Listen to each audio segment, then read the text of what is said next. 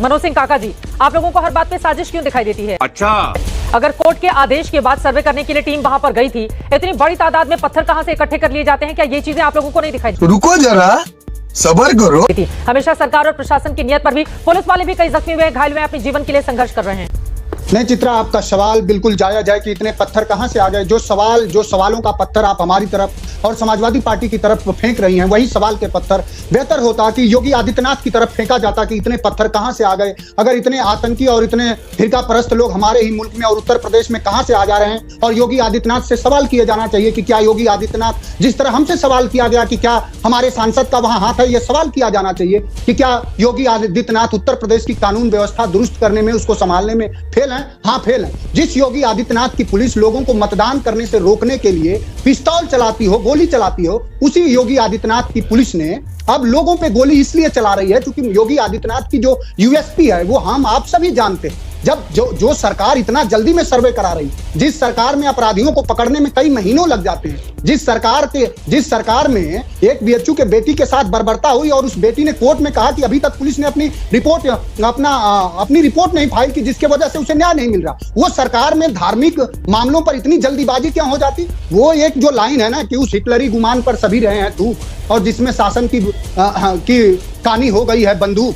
तो ये जो हिटलरी गुमान है और जो बंदूक के सहारे योगी आदित्यनाथ अपने बंदूक और अपने सामंती घमंड पर और अपने सामंती जो उनका संस्कार है उसके सहारे उत्तर प्रदेश को चलाना चाह रहे हैं। मैं आपसे जानना चाह रहा हूं कि जिन 4 लोगों की जान गई है, जिन 4 युवाओं की जान गई है, योगी आदित्यनाथ से सवाल है कि किसी भी मुल्क में, किसी भी राज्य में, किसी भी समाज में क्या किसने तस्वीरें नहीं देखी कि उनके पुलिस अफसर कह रहे थे कि चलाओ गोली, और 4 लोगों की हत्या हो गई? और सीएमओ आपका है, रिपोर्ट आपकी है, अखबार आपका है, आप जो चाहो वो रिपोर्ट निकालिए।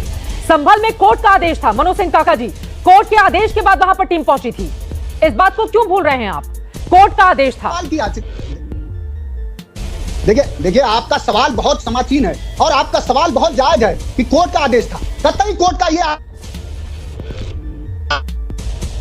उसी पुलिस अफसर, मैं समझता हूं कि सारे बयानों को जो आपको समग्रता के आधार पर पढ़ना चाहिए, उसी पुलिस अफसर ने एक बयान दिया है और वहां के कमिश्नर ने बयान दिया है कि नहीं, शुरू में किसी तरह की कोई अव्यवस्था नहीं फैली। तो जब एक बार सर्वे हो गया, दूसरी बार जब आप किसी के धार्मिक स्थल में ये जाएंगे, वहां धार्मिक उन्माद फैलाने की पूरी सरकार की साजिश थी। मैं तो आरोप लगा रहा हूं कि वहां पत्थर और जो कुछ भी आया वो सरकार फेल थी, सरकार की कानून व्यवस्था फेल थी, और सरकार चाहती है कि इस तरह की हो। जो तस्वीरें आप दिखा रही हैं, मैं समझता हूं कि सिर्फ उसमें पत्थर ही नहीं दिख रहा, उस तस्वीरों में पुलिस गोली चलाते हुए भी दिख रही है। उन पर भी सवाल खड़े करा जाए। और क्या सरकार इतनी फेल है कि उसके जहां वो सर्वे करने जाती है, उस जगह का, उस स्थिति का और उस जगह के कानून व्यवस्था का सर्वे नहीं कर पाती है? नेताओं की ओर से ही भड़काया गया और वहां पर मुस्लिम युवाओं को बरगलाया जा रहा है मंदिर मस्जिद के नाम पर। असीम बकार जी, ये सवाल नंबर 1 कि जब पहली बार सर्वे हुआ था तो कोई एतराज नहीं हुआ, आराम से सर्वे हो गया। सवाल नंबर 2 कि जज साहब ने बिना अपोजिशन को, मस्जिद पक्ष को सुने इतना बड़ा फैसला क्यों ले लिया? क्या जज साहब ने जब पढ़ाई की होगी तो क्या उसमें उनको ये पढ़ाया गया होगा कि एक ही पक्ष को सुनकर आप फैसला ले लीजिएगा इतना बड़ा? अगर ऐसा है तो मुझे बता दीजिए, मैं अपने अल्फाज वापस ले लूंगा। मैंने कानून की पढ़ाई नहीं की है। पूरे देश में ये चर्चा है कि सिर्फ एक पक्ष को सुनने के बाद जल्दबाजी में आपने सर्वे का ऑर्डर दे दिया। सवाल नंबर 3 बहुत गौर से सुनिएगा। सुबह 5:30 बजे, 6 बजे आप कुछ लोगों को लेकर चले जाएंगे नारे लगाते हुए सर्वे करने के लिए। किस बात की जल्दी थी? कौन सी ऐसी जल्दी थी? भाई बात समझिए, देश संविधान से चलेगा, किसी की अपनी जाति मानसिकता से नहीं चलेगा। अरे तो ये पत्थरबाजी करने वाले लोग संविधान से चलते हैं क्या? पत्थर कहां से आते हैं इतनी बड़ी तादाद में? कौन लोग हैं ये? और अगर किसी की छत पर पहुंचकर पुलिस जांच करने लगे तो फिर नेताजी सामने आ जाते हैं विरोध करने के लिए।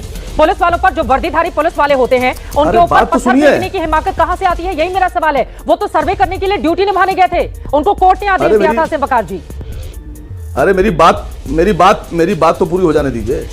मैं अभी आप में से किसी एक के घर के ऊपर एक नोटिस डालूं कोर्ट में कि साहब इसमें मंदिर है, तो क्या आपको बिना सुने ऑर्डर हो जाएगा कि नहीं साहब चित्रा साहब के घर जाइए और जाके आप सर्वे करिए? मैडम आप पत्रकारिता में हैं और हम सियासत में हैं। हम दोनों का बड़ा गहरा रिश्ता है क्या कि जो पॉलिटिशियंस करता है वही पत्रकार कहता है। अब मसला यह है कि पहले उकसाओ, हालात बनाओ, भड़काओ, उसके बाद में आरोप लगाओ, फिर एफआईआर कराओ, सब खुद ही करो, दूसरे पक्ष को फंसाओ। मैडम समझिए, पहले ये होता था, एक कहावत थी बुजुर्गों की, जैसा राजा वैसी प्रजा, मतलब अगर राजा खराब तो प्रजा खराब। आज कहावत बदल गई है मैडम, जैसी प्रजा वैसा राजा। आप इस बात की गहराई को समझिए जो मैं कह रहा हूं। आप अपनी कहती रहिएगा, हम अपनी बात कहते रहेंगे, लेकिन सच्चाई यह है कि क्या बिना दूसरे पक्ष को सुने क्या ये सर्वे का ऑर्डर होना चाहिए था? इसका जवाब दे दीजिए। अगर आप हाँ कहती हैं तो भी मैं सुन लूंगा, आप ना कहती तो भी मैं सुन लूंगा। मुझे अपने घर जाना है। मुझे घर जाना